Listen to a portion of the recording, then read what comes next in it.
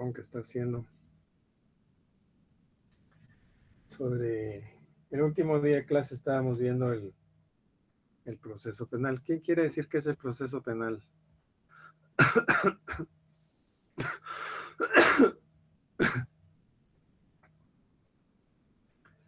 A ver, Velvet López.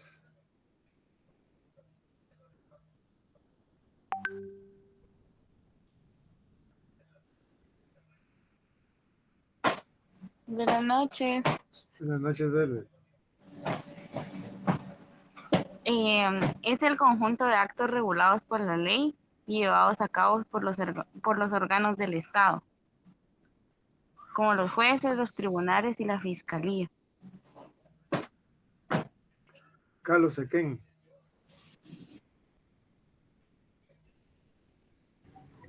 Sí, buenas noches. ¿Qué dijimos que era el proceso? No. Que era el conjunto de actividades y formas mediante las cuales los órganos jurisdiccionales aplicaban la ley penal al caso concreto. Sí.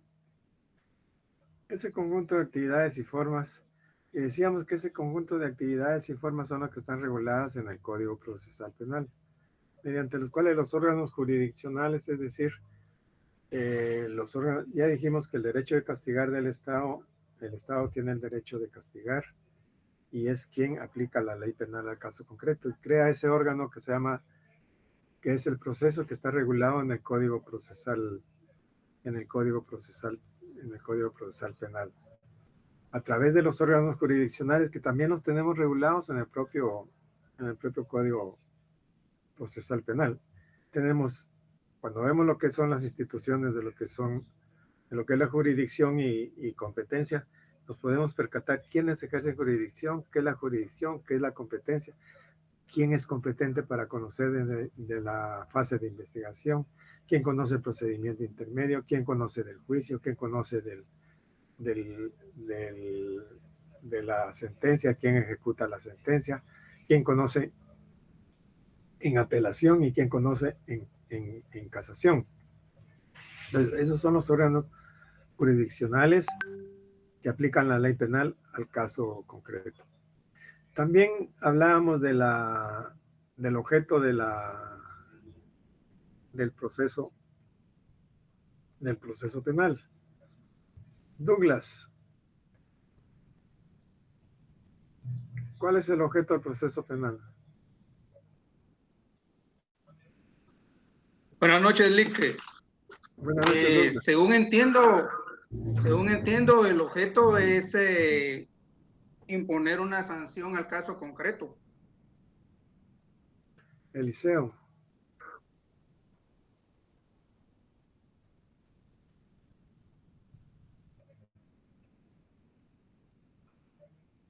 Eliseo. Muy bien, Lick. Sí, ahorita que mi micrófono está.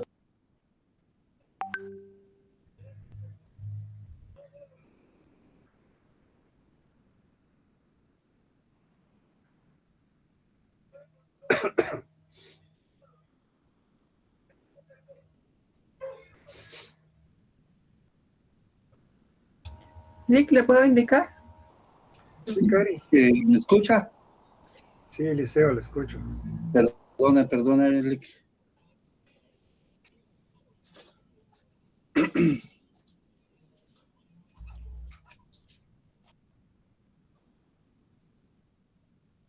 Cari. Como habló Eliseo, ya no hablé. Pues yo entendí que el objeto era la materia que se discute y que el juez tiene que decidir y resolver en la sentencia. Sí, es la violación del derecho penal. O sea, vamos a discutir sobre el delito que se ha cometido, si es tipificado según sus elementos, qué delito es, y si la persona a quien se le imputa participó o no participó en el hecho que se le imputa. ¿Sí? ¿Qué Sí. clases de objeto conocemos? Principal y accesorio. ¿Cuál es el principal y cuál es el accesorio? El principal lo constituye la existencia o no existencia de la relación, es decir, la relación jurídica que surge como consecuencia del delito y como consecuencia surge el proceso. ¿El accesorio? El accesorio lo constituye la relación jurídica que se produce entre las partes como consecuencia o con motivo del delito. Ok. Ahora hablemos de los fines.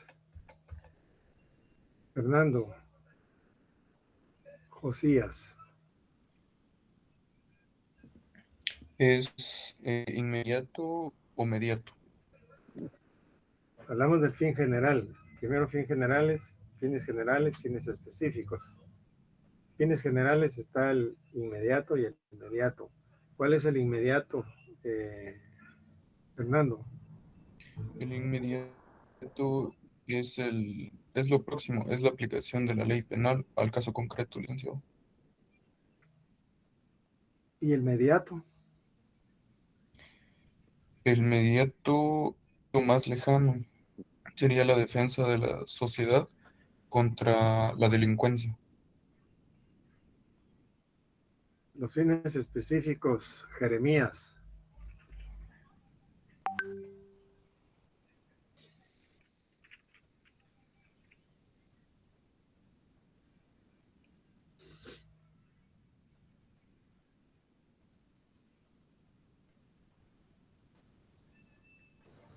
Los fines específicos. Philip, es la averiguación de la verdad, de la verdadera verdad que diga.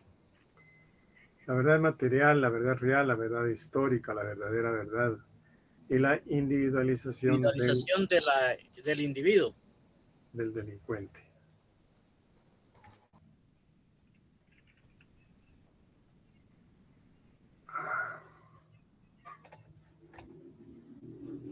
Un momentito.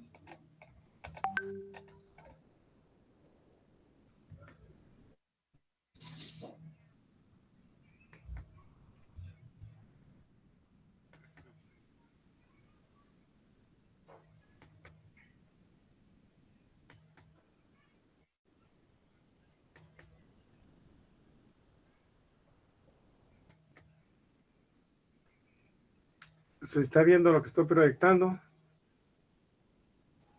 Sí, licenciado. Philip, Vamos a ver los sistemas procesales. Sistema inquisitivo, sistema... Aún no, Lic. Aún no en el suyo, pero todos los demás sí. ¿Están viendo? Sí, sí se ve. Philip dice formas o sistemas procesales. Sistemas procesales. Sistema inquisitivo, sistema acusatorio, y vamos a ver el sistema mixto, y vamos a concluir a ver cuál es el sistema nuestro, o nuestro sistema. Lo vamos a ver desde el punto de vista en cuanto a su forma, en cuanto a la acusación, en cuanto a la defensa y en cuanto a la decisión. Y también lo vamos a ver cada uno de los dos, y vamos a concluir en ver cuál es el sistema nuestro. Cuando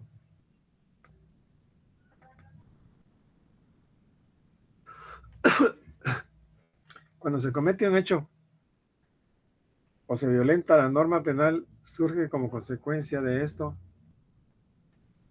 la acusación. Habrá alguna persona a quien se le imputa un hecho delictivo. Pero a esta persona se le tiene que dar la oportunidad de poderse defender. Surge como consecuencia de esto la defensa. Pero por encima de estos dos, de lo que es la acusación y lo que es la defensa, supra por encima, debe de haber otra persona neutral, imparcial, quien tome la decisión. Entonces por eso es que los procesos, o mejor dicho, los sistemas procesales, hay que estudiarlos desde el punto de vista de la acusación, la defensa y la decisión. Dicho esto, ¿Por qué surgen los sistemas procesales? Los sistemas procesales surgen de la discusión de cuál es la mejor forma de poder aplicar la ley penal al caso concreto. Unos dicen que debe ser secreta, otros dicen que debe ser pública, otros dicen que debe ser oral, otros dicen que debe ser por escrito, otros dicen que debe haber contradicción y otros dicen que no debe haber contradicción. Como consecuencia de esa discusión que ha existido a través del tiempo, dicen, ¿cuál será la mejor forma?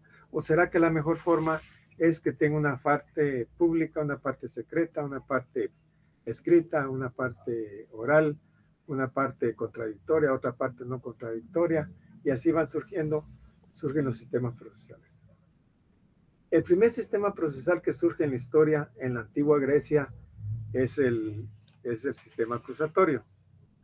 Eso llega a Roma y tiene su máximo esplendor en la época de la República Romana. Ahí es donde se da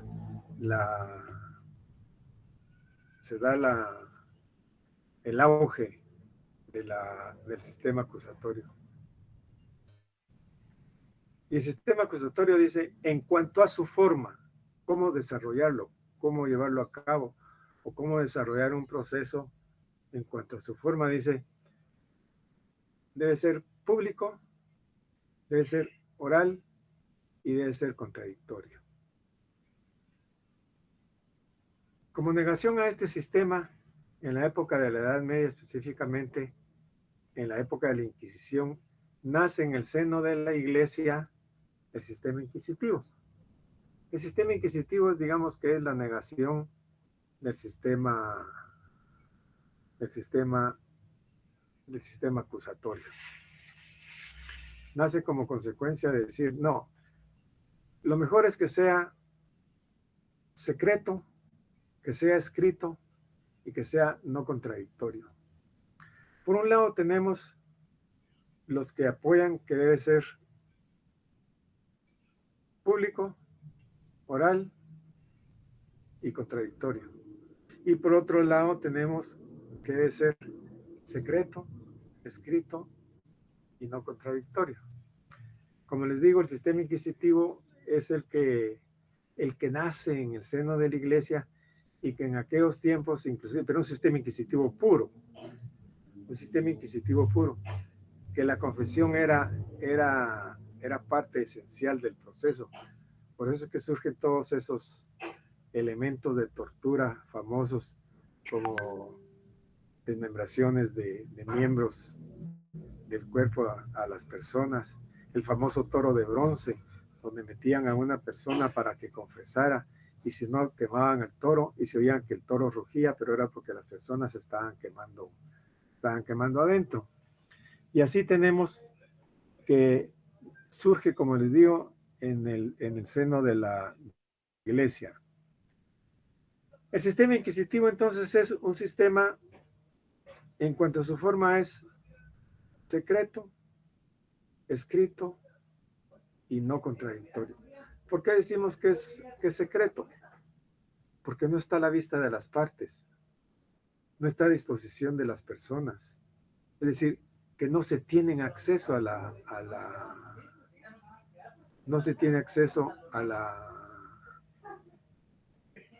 expediente, a la investigación que se esté realizando, al proceso. No se tiene acceso. Las actuaciones son por escrito. Todo lo que se hace es por escrito. Y obviamente entonces también en este tipo de procesos las decisiones se toman a través de lo que leemos, a través de lo que tenemos escrito en el papel, pero no vemos cómo lo han hecho o cómo lo han dicho las personas, los jueces. Y finalmente dice, no es contradictorio. ¿Por qué? No es contradictorio. ¿Por qué? Porque no hay debate. No existe, no se da el debate. Es decir, no hay discusión. En cambio, en el sistema acusatorio dice, no, el proceso debe ser Público, oral y contradictorio. Público, porque debe estar a la vista de las partes. Es decir, que las partes deben de tener acceso a las actuaciones, al expediente, para enterarse de qué se está investigando o contra quién hay alguna denuncia, alguna sindicación, alguna persecución penal, y darle la oportunidad de que se defienda. Las actuaciones son de viva voz, por eso es oral, no es escrito. Ya vamos a ver cuáles son las virtudes de lo escrito y la oralidad. No es por escrito, sino que es oral. Las actuaciones, ¿qué quiere decir la oralidad? Que las actuaciones son de viva voz. Es decir, que deben de hacerse oralmente. Fíjense que, y por último, el contradictorio. Es contradictorio porque las actuaciones, porque hay debate, hay discusión. Existe el debate, existe la discusión. Fíjense, ¿qué es lo que hace el ser humano desde que nace? Se comunica. Se comunica a través de la oralidad. Cuando nace grita y dice, ay, tengo mucho frío, mejor estaba allá adentro. Cuando tiene hambre, grita y llora y se desespera. Si pudiera hablar a esas alturas, diría, quiero pacha, quiero chiche, quiero tomar leche.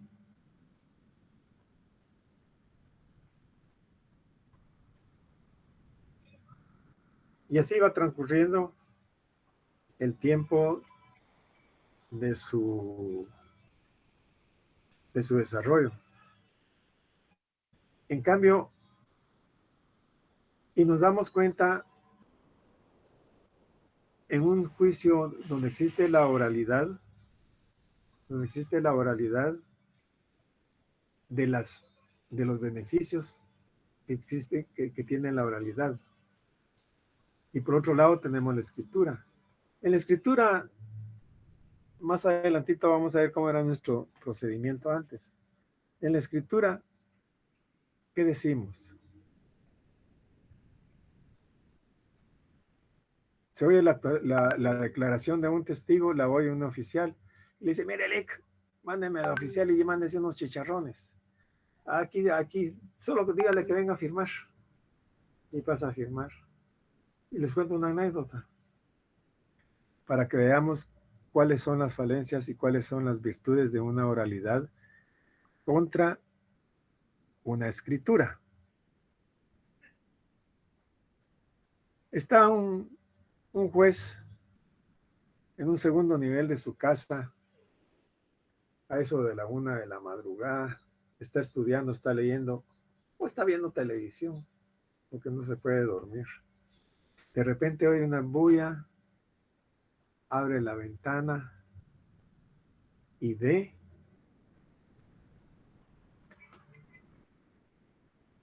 que están asesinando a su vecino de enfrente.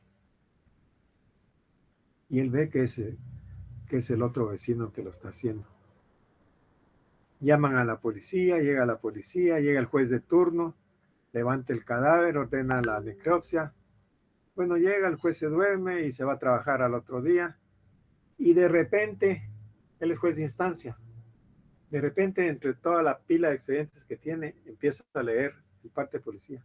A eso de la 1 de la mañana, en tal dirección, fueron requeridos los servicios de los agentes tales y tales, y la radiopatrulla que andaba por ahí, que no sé qué, que no sé qué. Pues chica, dice, eso es aquello que fue frente en casa. Y él lo había visto. Y sabía quién lo había visto. Pero su sorpresa es de que hay una declaración de un par de testigos que afirman de que ese día, a esa hora, él estaba en una convención de leones en Quetzaltenango. pero de esa agrupación que le dicen leones, no de los leones que ustedes están pensando. Es más, hay un acta notarial de un colega que dice que efectivamente participó en la Convención de Leones, y la declaración de una señora que dice que en el baile después de la cena él bailó con ella. Y hay una factura de la pensión Bonifaz donde dice que efectivamente se quedó a dormir ahí y presenta la factura. Es decir, el juez está leyendo, pero a él no le constan, a él le constan otros hechos, porque él lo vio. ¿Qué puede hacer el juez ahí? ¿Será que puede absolver o puede condenar? ¿Qué piensan ustedes? Tendría que absorberle porque no coincide las versiones. No coinciden las versiones, es decir, que todo lo que le indica la prueba es lo que dice el papel, ¿es cierto, mi estimada Lisbeth? Porque el papel le dice eso. En cambio, en un sistema oral, ¿qué es lo que pasa? Fíjense que están jugando dos hermanitos. Se están disputando un juguete, como consecuencia de eso, botan la televisión y la quiebran. Y entra la muchacha del servicio y dice, ¿qué pasó, Juanito? Es que la mamadita me estaba jalando y de repente se vino la televisión. En la noche llega el papá. ¿Qué pasó con la televisión? A ver, Juanito. Es que fíjate, papi, que no sé qué, que mi hermanita, que un juguete, que lo estamos... No, que fíjate, papi, que no sé qué, que no sé cuánto. A ver, doña Josefa, ¿qué pasó con...? Pues fíjese, señor, que oí que estaban discutiendo los niños. Cuando yo entré, la televisión ya estaba quebrada. Ya estaba en el suelo y se quebró. El papá dice, como castigo, ya oyó las declaraciones, ya oyó a los dos hijos de la muchacha y dicta sentencia y dice, como castigo, no van a ver más televisión, y si se portan bien, a ver si la trae Santa fin de año. O le dijo, mira, pásame tu declaración por escrito para ver qué pasó. Obviamente, en los escritos donde se oyen declaraciones de testigos o que están por escrito, ¿será que puede mentir un testigo en un juicio oral? Porque en el papel leemos y dice, sí, estuvo en Quetzaltenango, estuvo en la Convención de Leones, estuvo en la cena de gala, durmió en la pensión Bonifaz, estuvo bailando, etcétera. Y yo tengo que creer lo que dice el papel, porque no me queda otra. En un sistema inquisitivo, en un sistema acusatorio, no. En un sistema acusatorio el testigo va a declarar. Va a declarar. ¿Y qué va a declarar? Pues lo que le consta. No como en aquellos tiempos, ¿verdad? Estaba explicando yo esto y me dice un estudiante, ¿y qué pasa si no tengo testigos? Pues no hay testigos. Testigos es una persona que estuvo presente. ¿Y qué pasa si no consigo testigos? Pues no hay testigos. Porque antes en los tribunales le preguntaban su nombre, su edad, su estado civil, su profesión, testigo profesional. Es decir, podía mandar a cualquier testigo, a cualquier persona, aunque no haya visto. Y la pregunta que yo les hago es, ¿será que frente a los jueces, frente a las partes, a los abogados, un testigo puede mentir? ¿Qué piensan ustedes? No, el LIC no puede mentir. Lo van a juramentar. Levante su mano derecha a la altura del hombro. ¿Jura usted decir la verdad ante su conciencia y el pueblo de la República de Guatemala? Y tiene que decir, sí juro. Y puede agregar, y por mis creencias religiosas.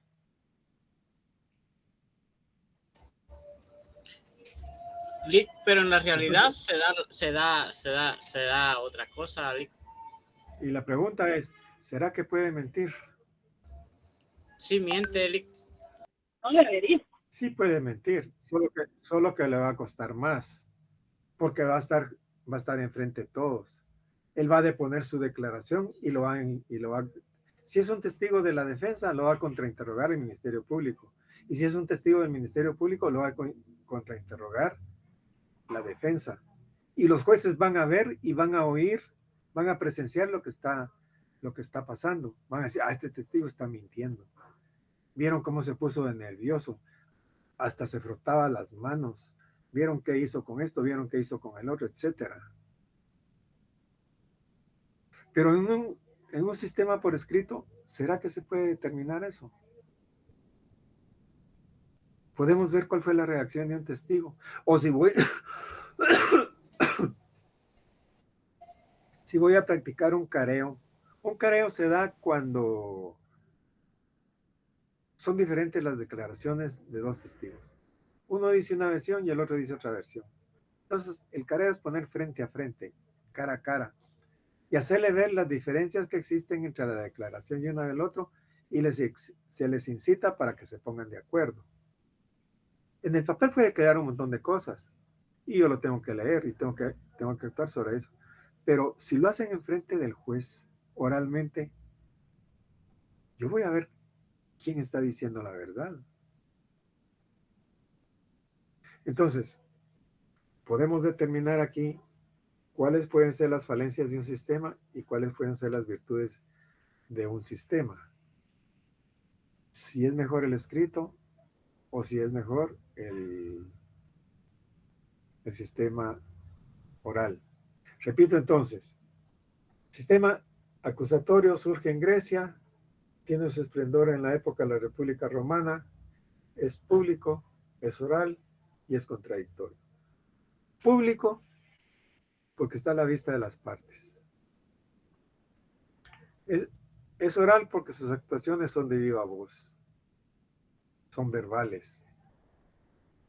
Y es contradictorio porque existe o se da el debate, existe la discusión.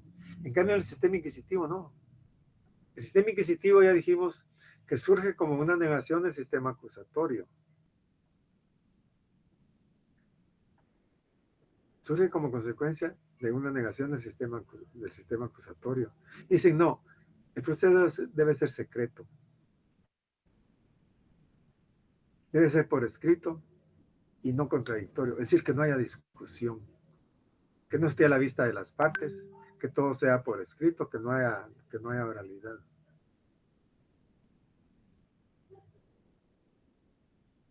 ¿Alguna pregunta? ¿Alguna duda?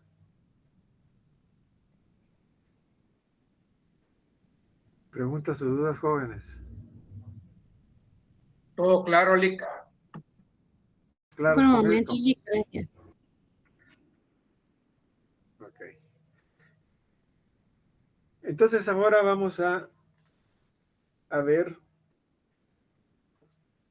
el sistema inquisitivo en cuanto a la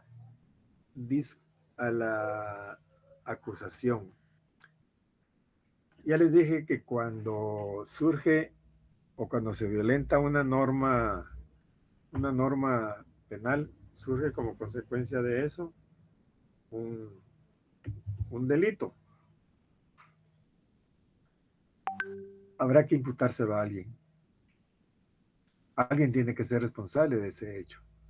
Surge como consecuencia de eso la acusación. Démosle la oportunidad de que se defienda. Surge como consecuencia de eso lo que es la decisión, perdón, la defensa. Entonces hay dos partes. Y démosle quién decide a uno que esté supra, por encima de ellos. Y es quien va a tomar la decisión, va a ser un juez. Entonces, el sistema en cuanto a la acusación.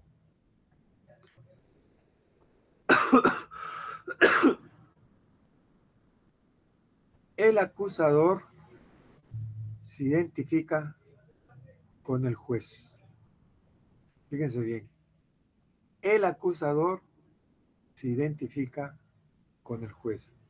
La pregunta es, ¿habrá en este sistema un acusador oficial?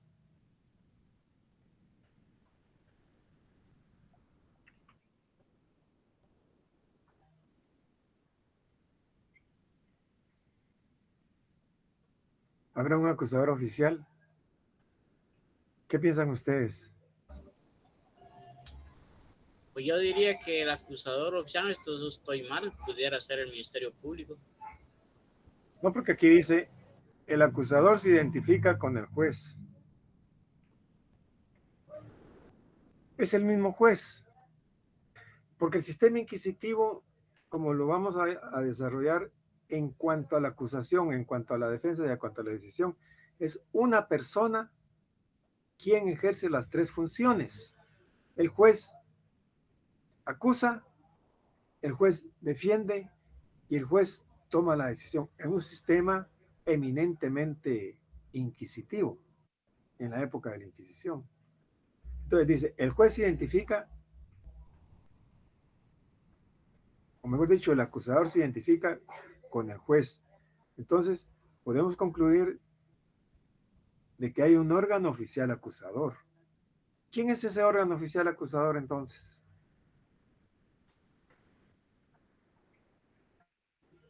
¿Quién es ese órgano oficial acusador? Yo pienso que es el juez mismo, Es el licenciado. juez mismo. Correcto, Douglas. Es el juez mismo. Es el juez mismo quien acusa. Pues hay un órgano oficial acusador, solo que es el mismo juez. El mismo juez es el que le llega la denuncia, le llega la querella o lo que sea, y él es el que acusa. Entonces, efectivamente hay un órgano oficial acusador, solo que es el mismo juez. Solo que es el mismo juez. ¿Se entiende eso? El juez promueve de oficio el proceso. Es decir, que no hay un ministerio público que impulse el proceso, porque él es el que lo hace. Él es el que dice, practíquese este medio de prueba, practíquese este otro medio de prueba, no se practique esto, hágase el otro. Él es el que tiene el impulso procesal. No hay un órgano oficial que se encargue, como en nuestro caso, el Ministerio Público, que se encargue del impulso procesal. Entonces, en cuanto a la defensa, no, el acusado no puede ser patrocinado por un defensor. Es decir, yo acusado no puedo ser patrocinado por un abogado defensor. Es decir, no tengo libertad de elegir a mi abogado defensor. En nuestro medio dice, cuando se le va a tomar el principio constitucional dice, el sindicado desde el momento de su detención puede asistirse de abogado defensor. Y tiene el derecho o el acceso a todas las actuaciones de investigación que se estén realizando en su contra. En cambio, en el sistema inquisitivo no. El acusado no puede ser patrocinado por un abogado. Es decir, en el sistema nuestro dice, ¿tiene abogado? Sí tengo. No tiene, se le va a proporcionar uno de la defensa pública. Aquí no. Aquí el propio juez es el defensor del mismo procesado en un sistema inquisitivo. La defensa no tiene libertad de proponer elementos de convicción. ¿Y a qué nos referimos con los elementos de convicción? Nos referimos a las pruebas.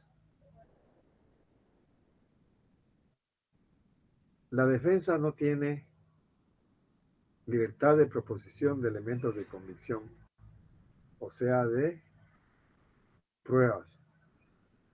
Entonces, En cuanto a la decisión, ¿quién va a tomar la decisión? ¿Ante quién se está tramitando? Ante un juez. Y el juez es el que tiene, la potestad de, el juez es el que tiene la potestad de acusar, de defender y de tomar la decisión. La valoración de la prueba la hace a través de la prueba tasada. A ver, ¿quién sabe qué es la prueba tasada? Curso de teoría general del proceso.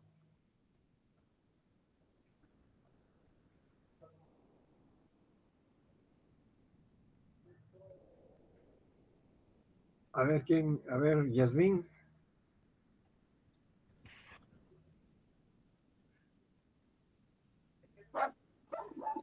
Es un sistema de valoración, Lick. Sí, pero ¿en qué consiste?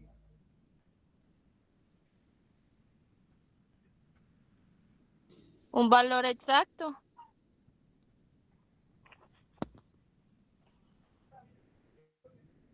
Manuel, Mux. Qué bonito ese nombre este. Manuel.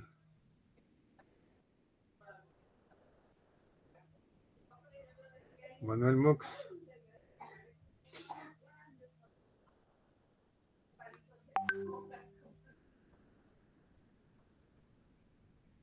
¿No está Manuel?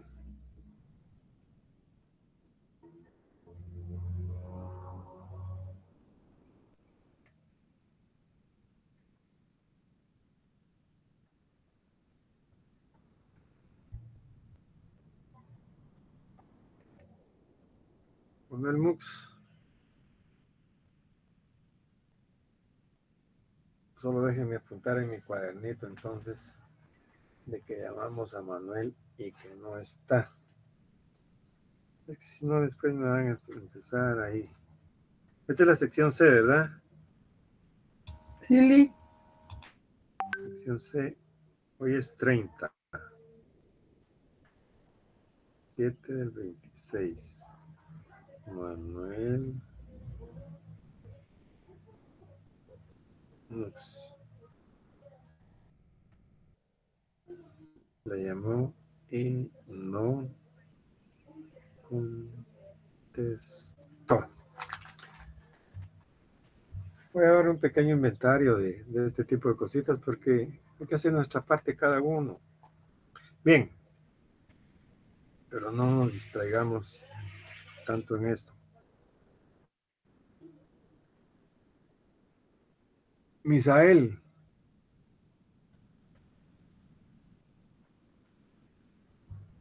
Misael.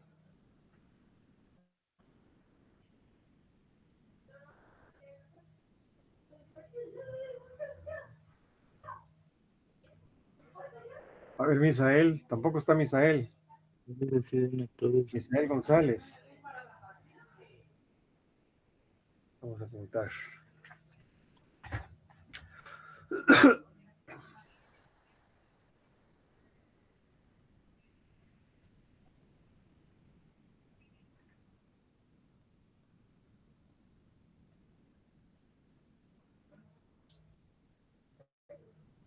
Misael González. A ver, Moisés Cristales. Buenas noches, Lick. Buenas noches, Moses. Así es, ¿verdad? Moses. A ver, Moisés, ¿qué es la prueba tasada?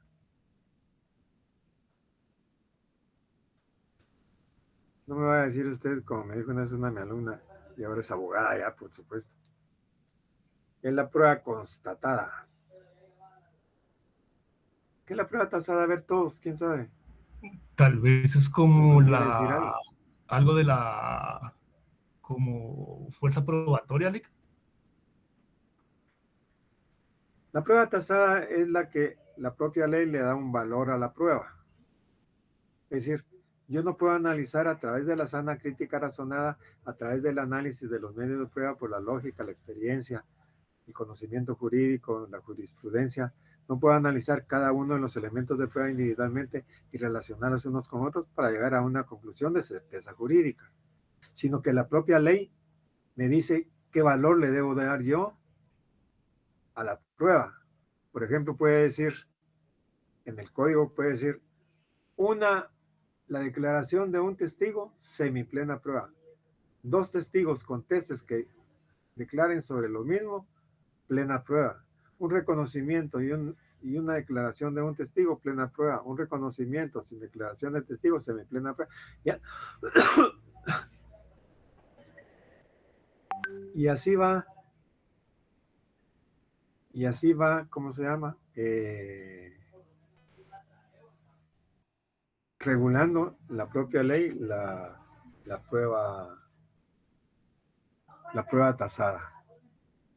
En cambio, la valoración de la prueba a través de la sana crítica razonada se hace por medio de el razonamiento que se hace de los medios de prueba o los elementos de los medios de prueba que se han diligenciado a través del razonamiento de la lógica, la experiencia, el conocimiento jurídico de las leyes, etcétera, que tenemos para analizar cada uno de los medios de prueba relacionándolos con otros. Y luego llegamos a una conclusión de certeza jurídica para tomar una decisión como jueces. Entonces, en el sistema inquisitivo, la valoración de la prueba es a través de la prueba tasada. El juez tiene amplia discreción, ya les dije, para tomar la decisión en las pruebas que señala la ley. ¿Alguna pregunta en cuanto a este sistema inquisitivo, en cuanto a la acusación, en cuanto a la defensa y en cuanto a la decisión? Por eso se dice que el sistema inquisitivo es una actividad unipersonal. Es una persona quien tiene una actividad multiforme, porque el juez es acusador, es defensor y toma la decisión. ¿Alguna pregunta? ¿Alguna duda? Tal vez un comentario, Lick. Sí, dígame. Que tal vez entonces de ahí viene la frase aquella de que se es el juez y verdugo. Correcto.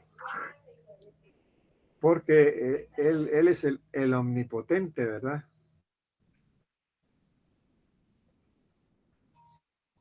Él ejecuta. Él toma la decisión y ejecuta. El sistema acusatorio, les dije que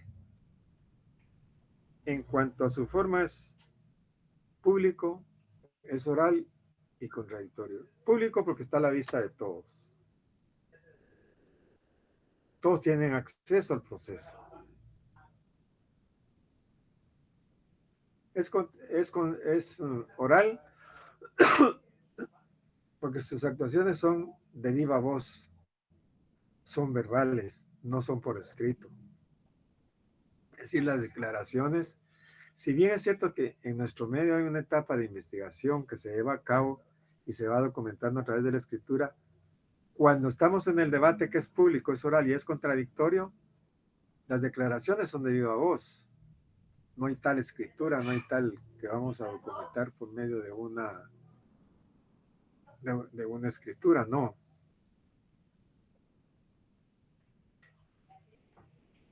Y es contradictorio. Y decimos que es contradictorio, ¿por qué?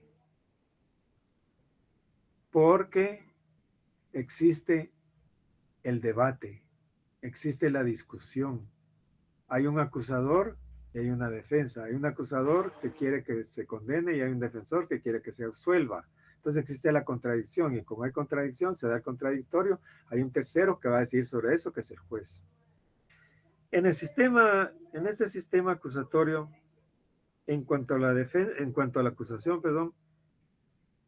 el acusador es distinto del juez y del defensor. El acusador es distinto del juez y del acusador. El acusador puede estar representado por un órgano del Estado o bien por un particular. Entonces puede haber un órgano oficial acusador. Puede haber un órgano oficial acusador o puede ser un particular. En nuestro medio, ¿quién ejerce la persecución penal? Y su principal función es el ejercicio de la acción penal pública. ¿Quién es? Ministerio Público. ¿El MP? Es el MP, es el Ministerio Público. Entonces tenemos un órgano oficial acusador, que es diferente del juez y del defensor.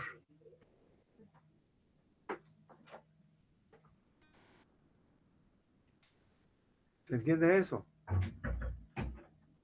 En el sistema inquisitivo entonces tenemos un órgano oficial acusador. En nuestro sistema es el Ministerio Público.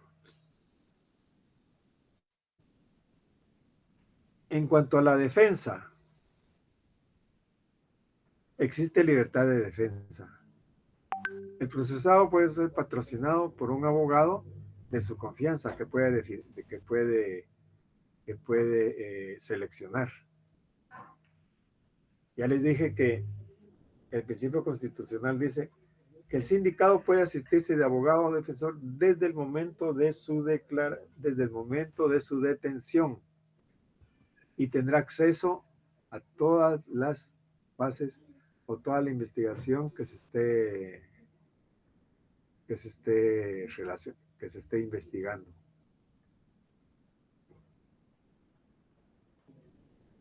Entonces, existe libertad de defensor. Puede ser patrocinado por cualquier persona. No, por cualquier persona, pues no vamos a traer un perito agrónomo o un ingeniero que nos represente, no. Puede ser representado por un abogado de mi confianza. Aquí le dice, en su primera declaración, cuando veamos la primera declaración, vamos a ver que dice que se puede asistir de abogado desde el momento de su detención. Permítame que me estoy quedando sin batería. Y sin batería ya no puedo seguir.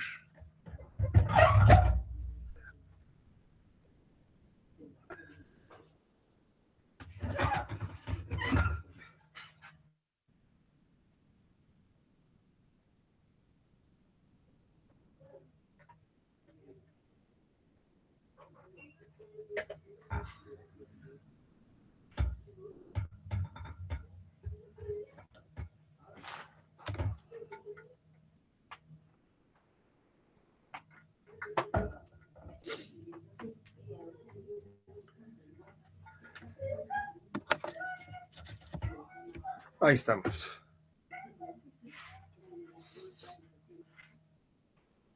Entonces les decía que en la primera declaración se le pregunta, o sea, mejor dicho, se le advierte, usted puede ser asistido por un abogado de su confianza. Si no tiene uno, se le proporcionará uno de la defensa pública. Es decir, que no se le puede violentar el derecho de defensa. Tiene que tener, porque ¿qué es un defensor? A ver, ¿quién sabe qué es un defensor? ¿Qué es un defensor?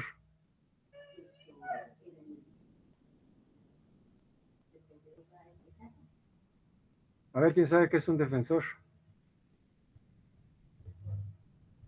Obviamente estamos hablando de un abogado, no de un jugador de fútbol.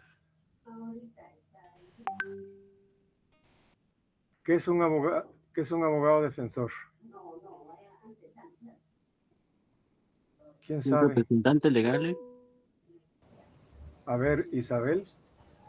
Gracias. Sí, licenciado. Bueno, tengo el conocimiento que es una persona que asume la función de proteger y representar los derechos, bueno, más que todo proteger los derechos y la integridad de una persona. Eso es un guardaespaldas que protege la integridad de las personas. No, un defensor es un perito en derecho que defiende los derechos de otra persona en un proceso penal. Ese es un abogado, un perito en derecho. Es especialista en derecho, que defiende los derechos de otra persona en un proceso. Entonces, en este sistema acusatorio, como está bien definido lo que es la acusación, lo que es la defensa y lo que es la decisión, puede asistirse de un abogado defensor, de su confianza. Puede asistirse de un abogado defensor de su confianza. En cuanto a la decisión, hablamos de quién va a tomar la decisión. ¿Quién va a tomar la decisión? En este caso es el juez. El juez tiene actividades eminentemente decisorias, o mejor dicho, exclusivamente decisorias. ¿Por qué? Porque toma la decisión. El juez está para eso. Como tenemos diferentes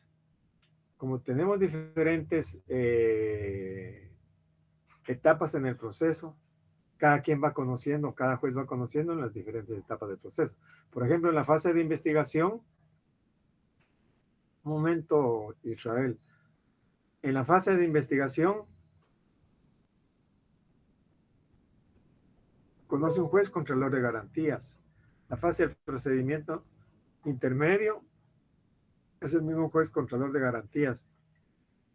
La fase del juicio conoce un juez de sentencia. En la fase de sentencia conoce un juez de sentencia. En la fase de apelación conoce la sala de la Corte de Apelaciones. En la fase de casación conoce a la Corte Suprema de Justicia, Cámara Penal. Y en la fase de ejecución, el juez de ejecución. Entonces tenemos un juez que toma decisiones. Para el que estaba preguntando qué es un defensor, es un perito en derecho que defiende los derechos de otra persona en un proceso. Es un perito en derecho que defiende los derechos de otra persona en un proceso. Entonces, en el sistema acusatorio, el juez tiene funciones exclusivamente decisorias. Es decir, él no investiga, solo decide. Y en cada una de las etapas del proceso, pues obviamente tiene un papel que desempeñar, pero tiene actuaciones solo decisorias. Él no va a decir, hace tal diligencia, hágase esto, hace el otro. Si nos podemos llegar a una conclusión, el sistema inquisitivo es unipersonal con diferentes funciones. El juez acusa, el juez defiende y el juez toma la decisión. En el sistema acusatorio no. El sistema acusatorio no. En el sistema acusatorio tenemos un acusador, un defensor y uno que toma la decisión. ¿Preguntas? ¿Dudas?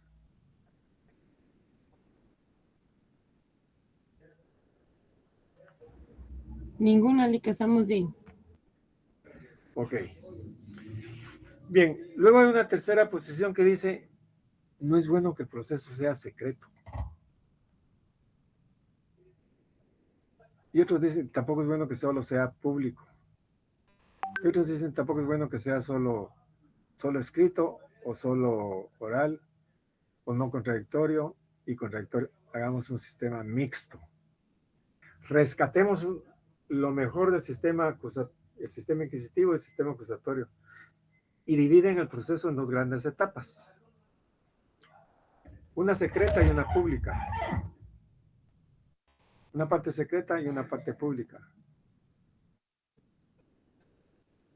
En la parte secreta y tienen la escritura y en la parte pública tienen la publicidad y entre otras cosas tienen la oralidad con algunos matices inquisitivos, algunos matices, mejor dicho, acusatorios. El sistema anterior nuestro lo catalogamos como un sistema mixto, pero realmente era un sistema inquisitivo, porque era acentuado la escritura. Pero este sistema divide el proceso en dos etapas, una de investigación y otra del juicio. Y en el sistema que teníamos nosotros decía, A partir de los actos introductorios o de los primeros, no eran actos introductorios, sino que no recuerdo ahorita el nombre que tenían, pero era la denuncia, la querella y el parte de policía. No se llamaba prevención policial, sino que parte de policía.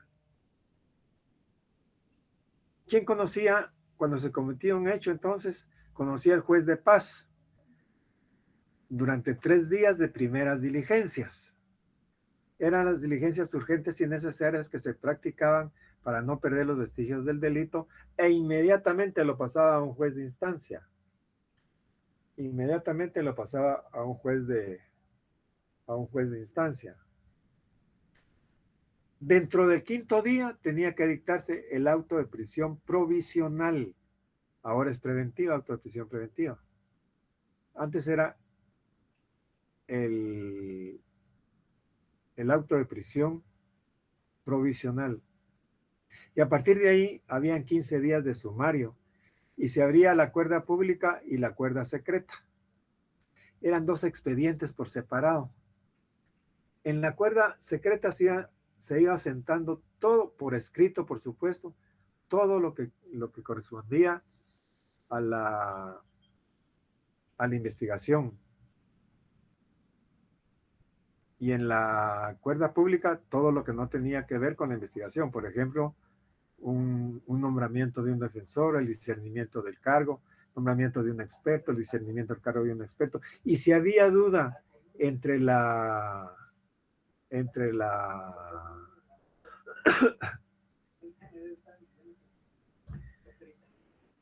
si iba en la cuerda pública o en la cuerda secreta, porque no se sabía si era investigación o se optaba por la cuerda secreta.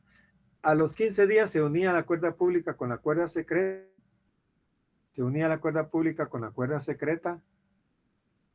y se formaba un solo expediente.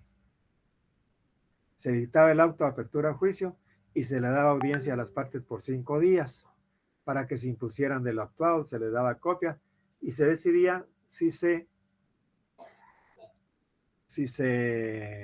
alegaba en definitiva o se abría prueba. Si se alegaba en definitiva, uno presentaba su alegato de la investigación que había hecho el juez en 15 días, con 300, 400 expedientes investigándolos simultáneamente desde un escritorio, con 3, 4 oficiales, investigando, oyendo, etcétera. Ese era nuestro sistema. En cambio, ahora tenemos todo un ministerio público con una maquinaria impresionante, investigando cuántos procesos hay. No, pero antes lo hacía el propio juez, con 2, 3 pelones ahí en la sede del tribunal. Y era por escrito. Retrocediendo otra vez al proceso mixto. Se abría el proceso a prueba, lo abrían a prueba si había acusador particular por 43 días. Los primeros 8 días para las notificaciones, los siguientes 30 días para la prueba y los últimos 5 días para los alegatos finales. Se fijaba el día de la vista y a partir del día de la vista 15 días para la sentencia. Y la vista podía ser pública. En esta etapa se daba un poco el contradictorio porque habían alegato tanto de una parte como de otra y se podía dar un poquito el contradictorio y la vista podía ser pública. Ese era el matiz acusatorio. En cambio ahora no. Ahora tenemos un órgano oficial acusador, Ministerio Público. Tenemos por otra parte a un defensor. Nadie puede ser procesado sino en la primera declaración se le dice, usted puede asistirse de abogado defensor. Si no tiene, se lo proporcionará uno de oficio de la defensa pública. Entonces, hay abogado defensor. Y finalmente, tenemos quien toma la decisión. Entonces, dicho así de esta forma, pregunto, ¿cómo piensan que es nuestro sistema? ¿Es inquisitivo, es acusatorio o es mixto? A ver, Oscar López.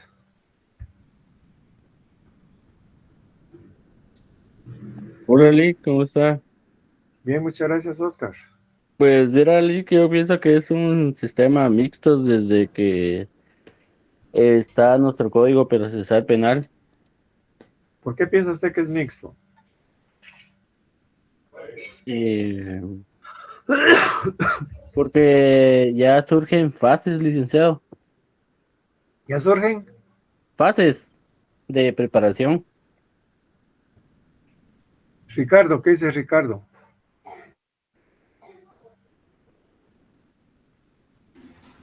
Ricardo Ventura. Buenas noches, licenciado. Buenas noches, Ricardo. Con respecto a lo que usted mencionó, siento que nuestro sistema, bueno, así como lo dijo, y siento que es así como que tiene de todo un poquito. Bueno, siento yo, ¿verdad? Porque como, bueno, anteriormente nuestro sistema era diferente, ya cambió demasiado. Entonces, considero que sí podría tener una parte de cada una, ¿verdad? Bueno, es mi criterio, ¿verdad, Lick? Pues sí. ¿Alguien que quiera opinar? ¿Quién está levantando la mano? Jessica, a ver, Jessica. Gracias, Lick. Pues yo quisiera decir que nuestro sistema principalmente es acusatorio según el modelo del Código Procesal de Trabajo ¿De trabajo? y de procesal ¿Qué penal, código de perdón, trabajo aquí? Código Procesal Penal. Entonces, pues es que la idea fundamental es que quien acusa no es quien juzga. Entonces, siempre se busca garantizar la imparcialidad del juez. Nuestro sistema es acusatorio. Nuestro sistema es acusatorio. Tiene las partes bien definidas. Hay un órgano oficial acusador. ¿Quién es? ¿Quién es el órgano oficial acusador en nuestro medio? El Ministerio Público. El MPLIC. El MP. El MP. ¿Se distingue un defensor? Si hay un defensor. Todos los procesados tienen asistencia de un abogado defensor y un juez que dicta o que toma decisiones. Entonces, que tiene algunos matices inquisitivos, inquisitivos es otra cosa, que hay algunas actuaciones que se dan por escrito. A propósito de eso, para el próximo día de clase me traen, leen el código y en una hojita me apuntan qué artículos consideran que son del sistema inquisitivo dentro de lo que puedan leer, de acuerdo a lo que hemos platicado. ¿Alguna pregunta? Si no hay preguntas, déjenme que quiero ver.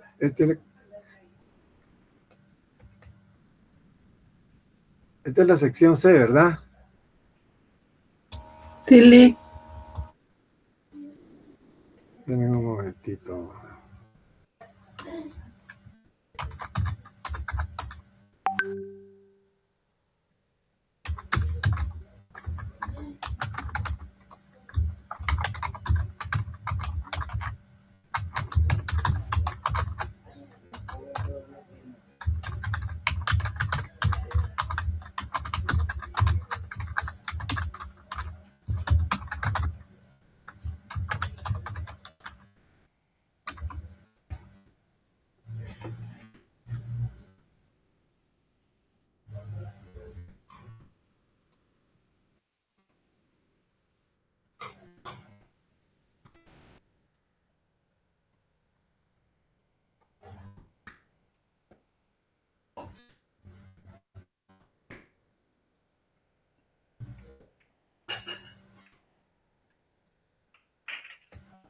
Ahí les mandé un documentito.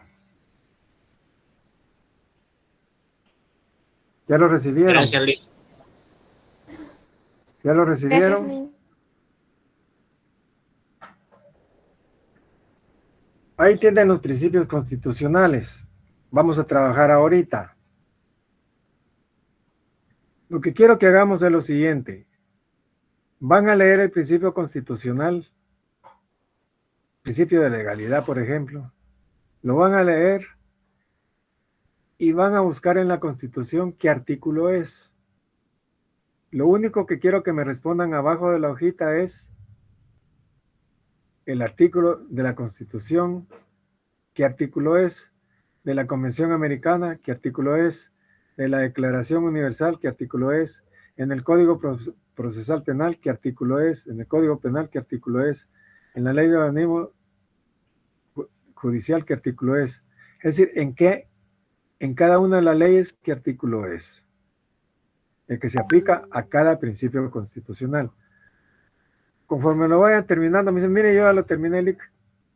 Me abre su cámara y me la enseña.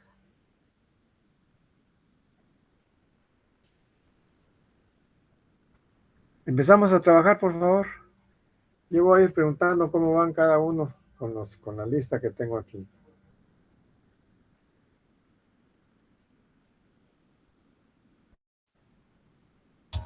Lick, perdone, ¿eso lo anotamos en una hoja o o se va subrayando en cada código? Subrayando en el código, no. En la hojita que les estoy mandando, ahí respondan. Ah, ok.